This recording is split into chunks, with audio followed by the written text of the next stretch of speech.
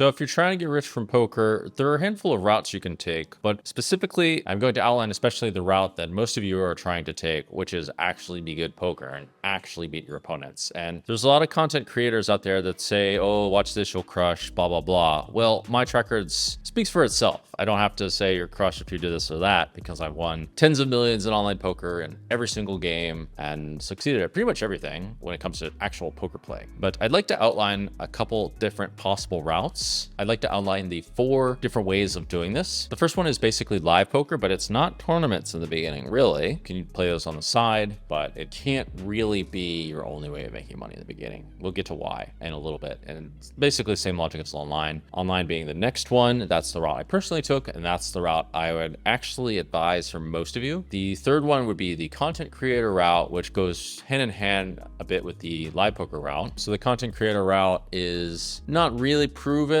It's a bit more of an experimental route to go the content creator route. However, a number of people are making a lot of money from it. It's still a space where people are not doing an excellent job at it, probably. It is a little bit trickier to figure out what actually works and what doesn't, but if you do, you can transition into making content in the whole. There's a bunch of different possibilities. Some people have really made quite a lot of money from it in combination with other things, which I'll get to in a little bit. The fourth way is find someone who is willing to help you in poker, as if to have a chaperone, someone that leads you and guides you, and possibly even invest money into you. On top of that, and a bit related, is that you can potentially do jobs for people and they employ you as if like an intern or an apprentice. This is the rough direction where you can go, where basically you're employed by someone who has a lot of experience in the field. That's an interesting way of potentially making money from poker. I didn't exactly do that, and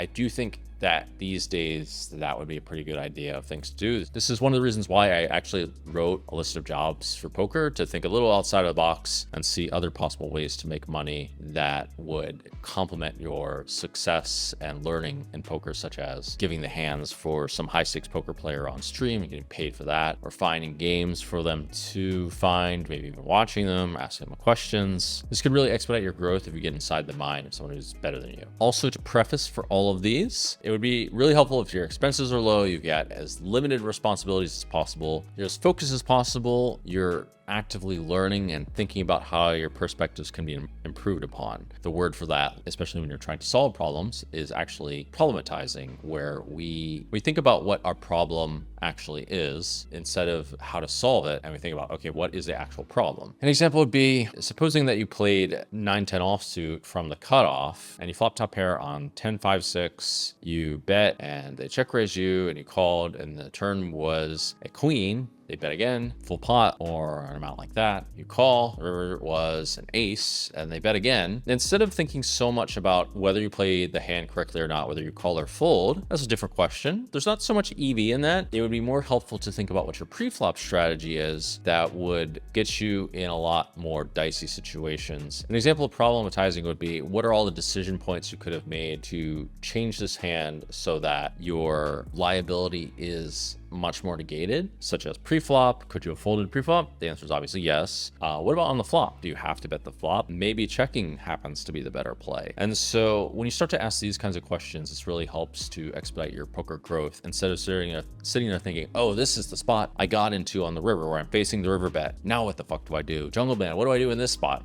Well, that's kind of a dicey spot. Other factors more important to your growth. So when it comes to live tournaments, especially, we found that live tournaments often are not profitable enough, and they're very high variance, even up to $1,000 buy-ins, to make a living at. If you're going to take this route, you really need to put in a lot of volume, and you need to find ways of reducing your costs, such as partnering with somebody on the expenses for a place, or figure out a way to not pay the carpool, whatever it is. You have to mitigate your expenses, at least at the beginning. It sucks, but that's what you have to do when you're trying to make your first $10,000. Let's be real. You need to figure out a way how to get out of these low stakes games as fast as possible, because they fucking suck and you're not gonna make any money. You have no freedom doing this. So let's go into the online poker route, which I'd suggest for in the beginning. I want to state as a preface, if I was doing this perfectly all over again, what I would do is research all the possible sites and and find which one is the best for beginners. And I would look at all the bonuses they give you, because they often give bonuses of $1,000 if you clear them, or $1,500. And that's a lot of money for some of you who are in your college room with not a whole lot to do or living with their parents. I know what $1,500 is for many of you. Or if you're still in high school, whatever it is, $1,000, $1,500 on multiple different sites really adds up. So that's a big thing. Related to that, if you happen to play some live poker, you got to know what the rake is. You got to know what realistic win rates are. You got to know this kind of stuff. Speaking of which, on the Jungleverse, we provide many resources to help many of you up and coming players in order to avoid many pitfalls that many people play. Also to avoid getting cheating. We provide some details of like what to look out for. We have a map of what the best online sites are to play at. And on the Jungleverse, we provide many of the resources to start out, such as what the best sites are to play on and why, and what kind of games you're looking for. If you want to try your luck and try to strike it rich playing tournaments, why not? The math's a bit against you. We have the resources for that too. Probably need to carpool or just share a place with other people. That would be really helpful. Another thing that would be really helpful when just starting out is join a study group or have friends that are also studying and bounce hands off of each other. Obviously, if you have access to an experienced poker player, that would go a long way as well. Now, getting all that out of the way, say you've picked your site to play on or your poker room, whatever it is. Now, this is where you have to actually play well. You have to make sure you don't get cheated. It's actually easier if you just pick like one site, etc. The more you pick multiple different options which are not there yet, you're more likely to get cheated. Another possibility if you're playing live is if you play live poker games with your buddies. Well, your buddy Joe might rig the game, let's be realistic, or might not pay you. You have to know those things to know that Joe's an honorable player or that he's not going to scum you. And if he does scum you, get Jungle Man on his ass, and I might have to out him publicly. Prevent people from doing this is the hope. The live poker route can be a really good option if you happen to know some good live poker games. I suggest looking around once you have the experience to know what to look for anyway. That's more of like a later sort of thing, but I would use that a bit while trying to make my first 10K, because the live poker games can be incredibly soft for a $50 buy-in, $100 buy-in, etc.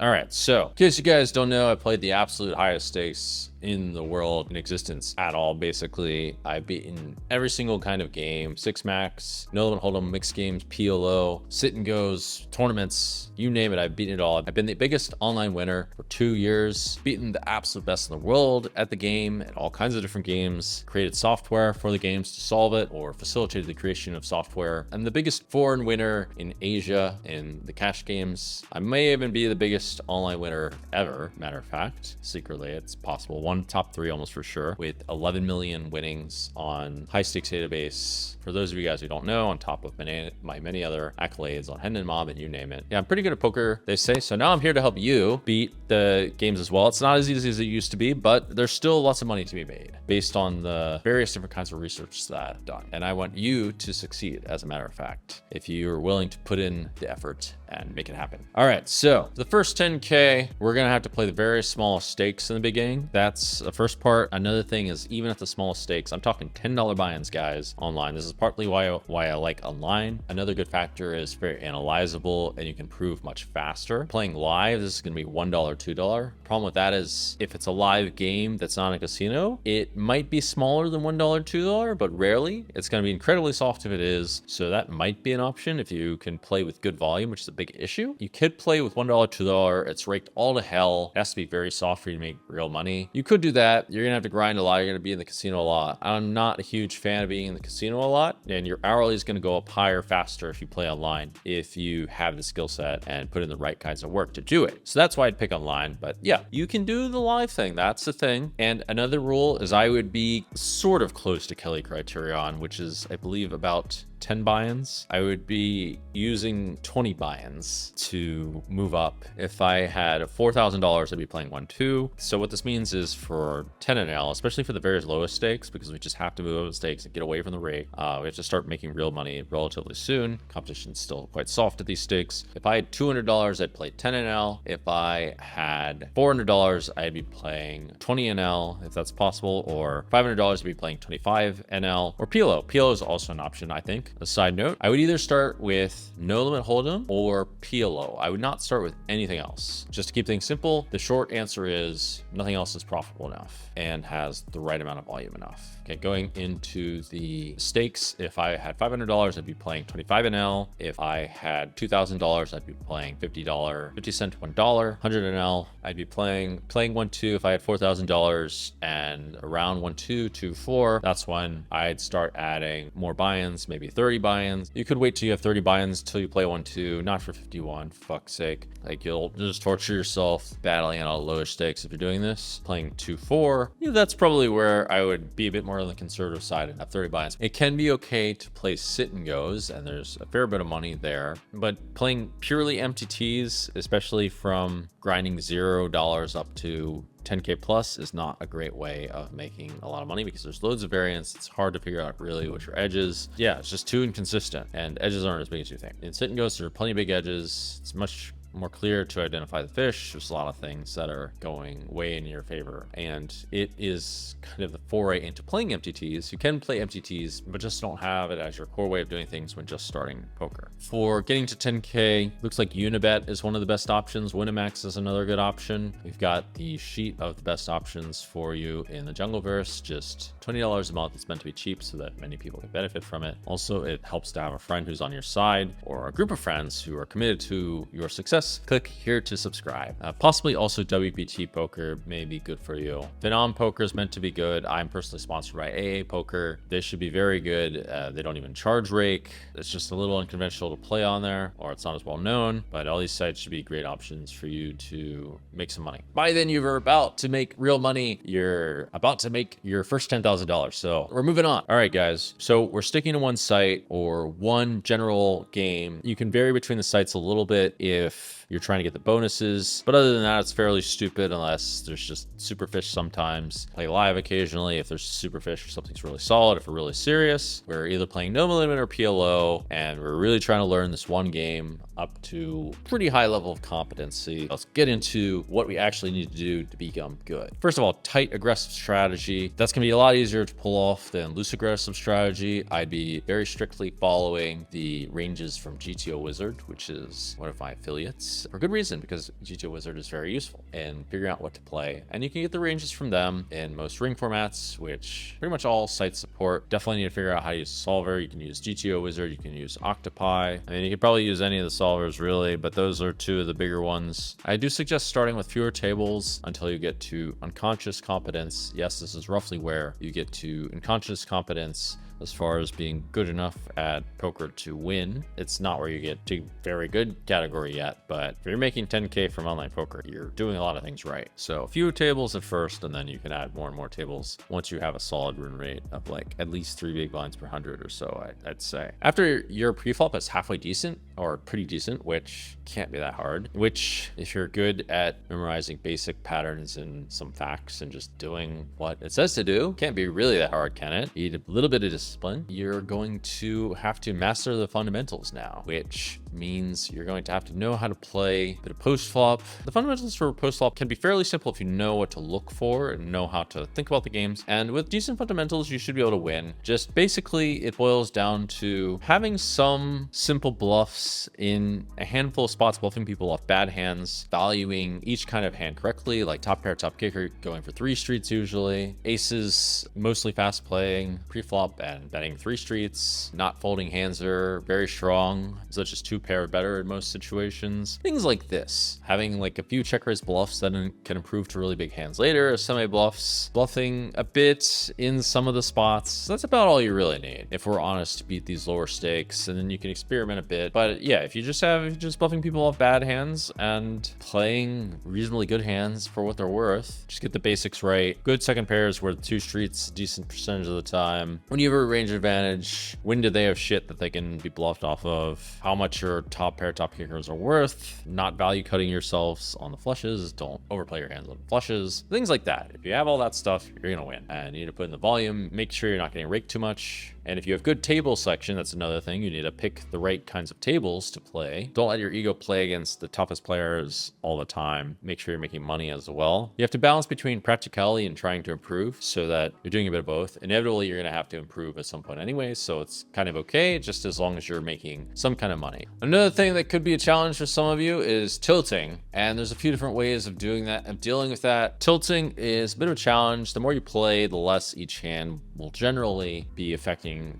what happens to you. If you're tilting because of your bankroll, then fine. You can add more buy-ins to whatever you have so that you feel a bit more comfortable losing before moving up. You can make it 30 buy-ins before moving up. If this is a bit of an issue for you, 40 buy-ins, fine. If it's that much of an issue for you, go ahead and don't tilt, because it's more important not to tilt than to move up at an optimal rate.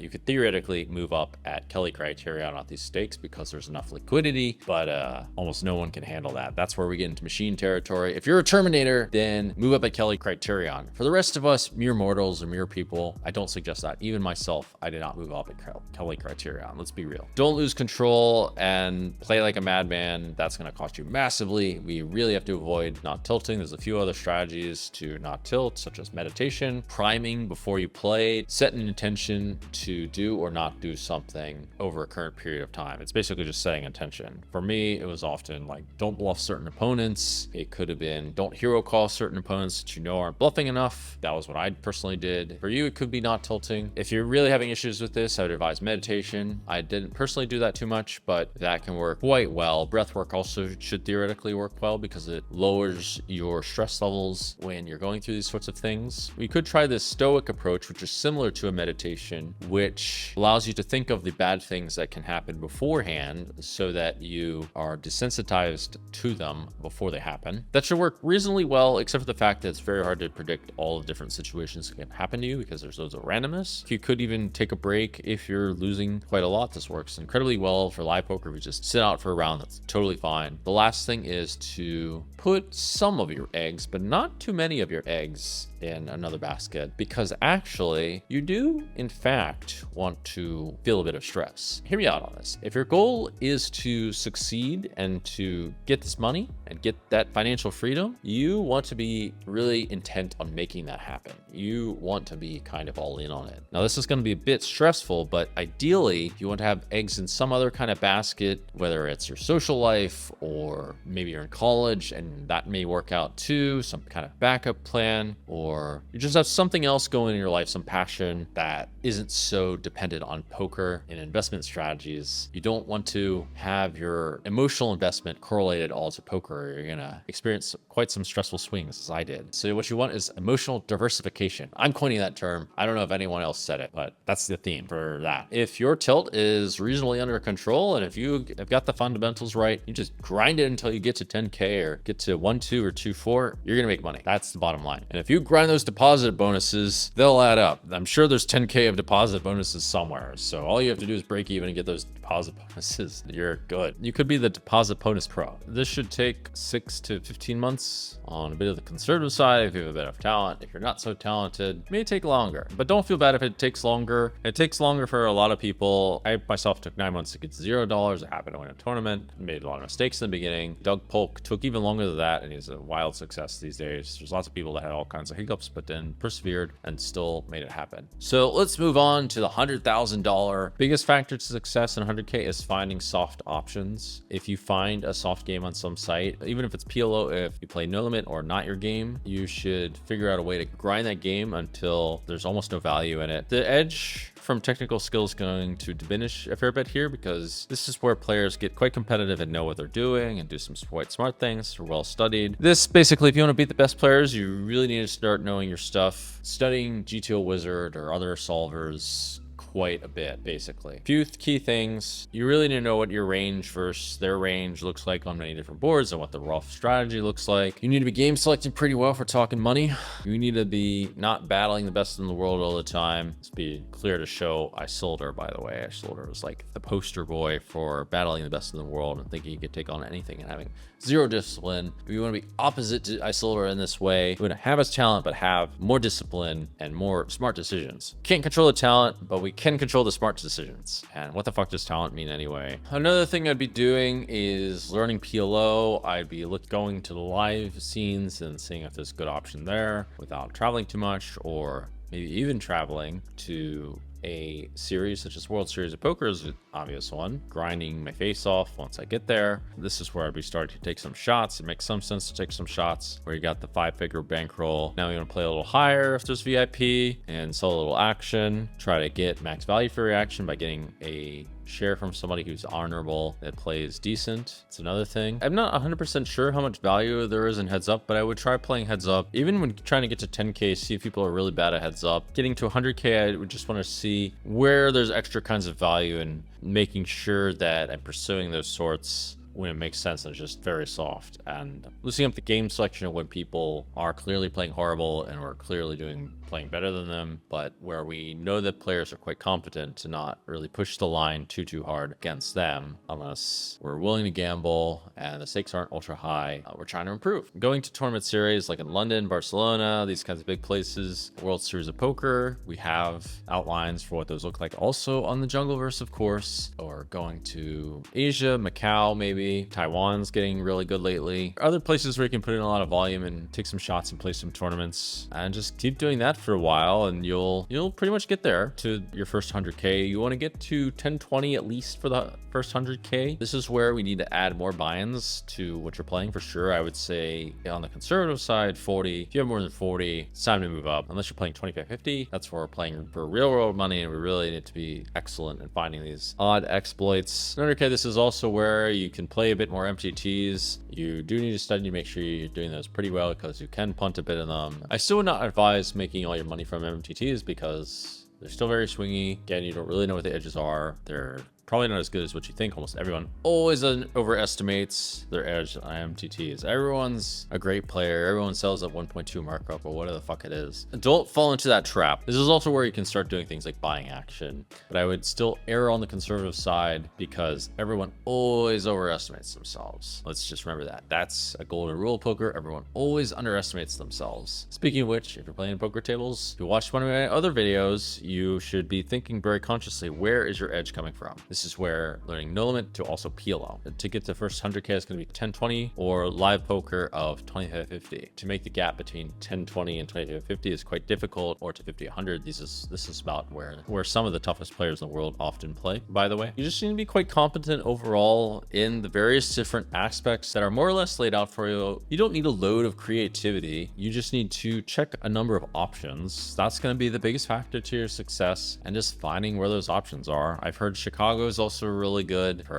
My friend found this great place in Mississippi, the Lux, to play in. I'm sure there's loads of options these days to make serious money if you're trying to make 100k in poker. You need to be watching the rake very diligently, because if the rake is too high, that's also going to be a major factor. You can't win unless the game is incredibly soft with massive VIPs. Bottom line is going to be cut. So actually this benchmark's not that complicated compared to the first 10k. Once you get the first 10k, it's actually relatively easy to scale to 100k, and this is one of the great things about poker. People don't recognize it's a great way to make quite a bit of money very fast, relatively speaking to other opportunities. If you have the analytical skill set, do it, and are willing to be a bit disciplined. How do we make $1 million? To get to $1 million, this is where we need to be playing 100 or 200 live. We need to be playing at least 25-50 online. We need to be a good winning 25-50 player, playing some soft 25-50 games. If you do find soft 25-50 games, it's a realistic chance you can make this kind of money. Actually, that's one way of doing it, but it's gonna take you a while. I personally wouldn't go that route because I didn't. I just kept moving up in stakes, but I totally advise at minimum what you want to do is know the opposite big bet game from PLO and no limit. 100%. You need to be pretty good at both. You need to be, if we're talking online poker, you need to be on most of these online sites in some kind of fashion, especially the obscure ones where there is good action, where the credibility of not screwing you over is not too high. This is where we want to be playing some live poker too, especially going to World Series Poker or special Asian events where the EV is quite high. WSP is really where the best EV is for most of you, or for certain trend events. You may want to specialize in things such as PLO tournaments, other kinds of tournaments tournaments where the action's quite soft, or you can play in PGT series, or you can play the Poker Go series. This is where we should probably start playing tournaments. That's a pretty reliable way to do it, actually, is to play some bigger tournaments because they're quite soft. You can easily get to a 1 million if you run hot, winning like a 10K or 25K. Competition at these sorts of things is not very high. Can't rely on them for your living though, because once again, I must reiterate, the variance is quite high. You should also be looking for live games that will pay you and are legit. Key thing, don't get fucked for your money, because that's minus EV and there's loads of cheated games out there. But those are some of the key things to getting to $1 million.